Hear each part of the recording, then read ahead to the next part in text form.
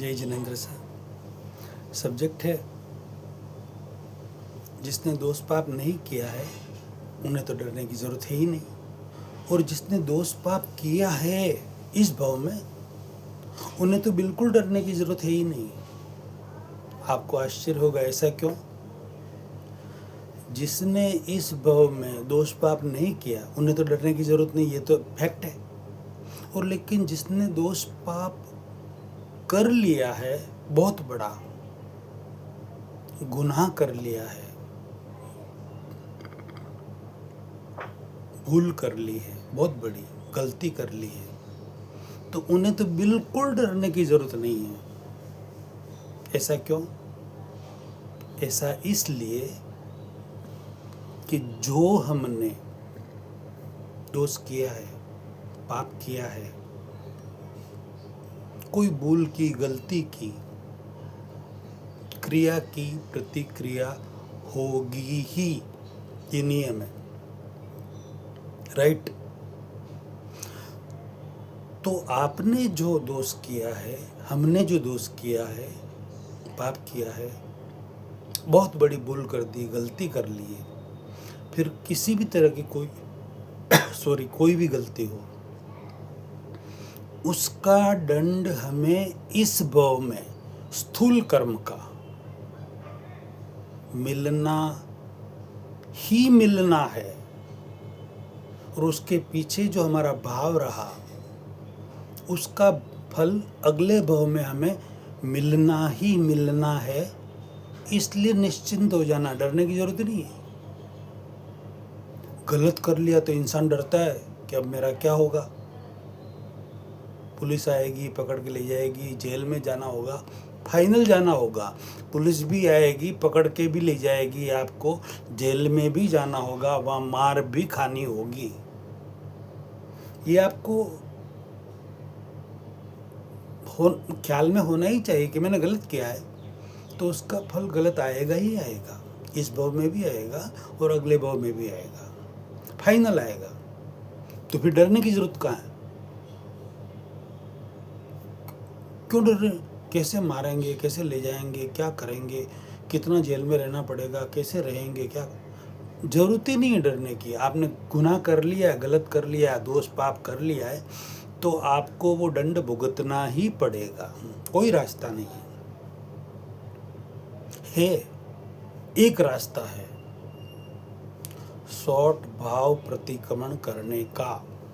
आपने कितना भी बड़े से बड़ा गुनाह कर लिया है,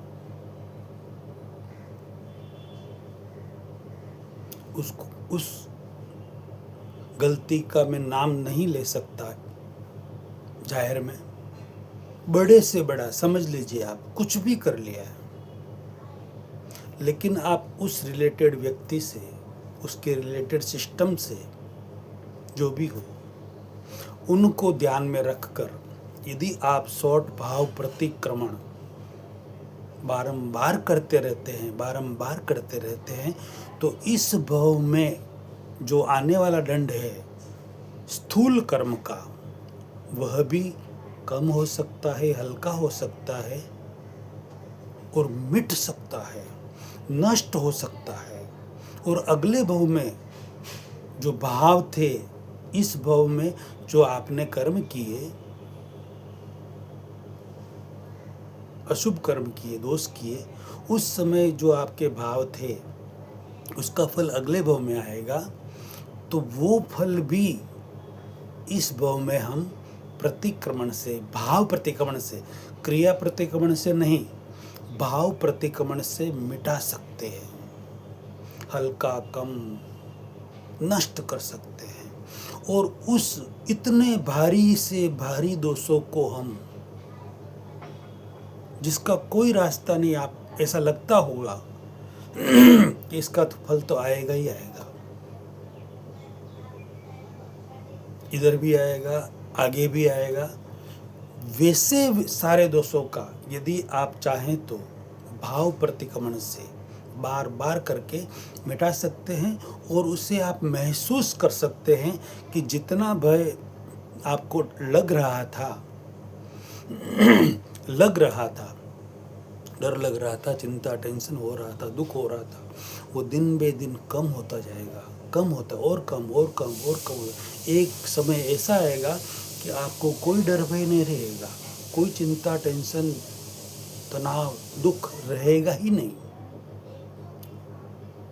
ये प्रैक्टिकल चीज है, वैज्ञानिक चीज है, साइंटिफिक चीज है। इसका फल आएगा, तुरंत महसूस होगा। सही समझ के द्वारा हम आगे बढ़ें, और जो हमने आज दिन तक डिटेल में मैं नहीं जाना चाहता, बहुत सारी जितने भी दोष किए, किसी भी तरह के, कोई भी हो, 18 पाप के जो सेवन हो, 5 महाव्रत भंग करके भी कोई भी कर्म किया हो, 18 पाप का सेवन, और किसी भी तरह के किसी भी किया, करवाया, अनुमोदन किया हो मनोवचन काया से, उन सारे दोषों को हम मिटा सकते हैं। उसके स्थूल फल से, इस भव में होने वाले फल से भी हम बच सकते हैं, और अगले भव में भी हम उसके परिणाम से बच सकते हैं। हमारी ऊर्ध्व गति हो सकती है, पाप को पुण्य में कन्वर्ट कर सकते हैं। उसके पीछे सही समझ होना जरूरी है। क्रिया की प्रतिक्रिया होगी ही, ये समझनी बहुत ही जरूरी है। यदि सही समझ होगी तो हम किसी से भी डर नहीं सकते, चिंता नहीं कर सकते, टेंशन, तनाव में नहीं रह सकते, दुख हमें टच भी नहीं कर सकता, और दुख नहीं है तो दर्द भी हमारे शरीर में नहीं के बराबर होगा। जय जिनेंद्र सर।